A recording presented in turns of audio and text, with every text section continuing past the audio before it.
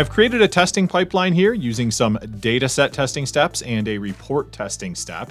And what I would like to do is add a final step to the end of this pipeline that deploys my dataset and the report that I tested to a target workspace.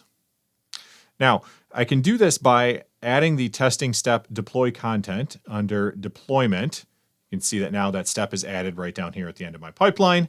And I can go over here on the right-hand side and select the data set I'd like to deploy, as well as the report that I would like to deploy, and select the target workspace where I would like to deploy it.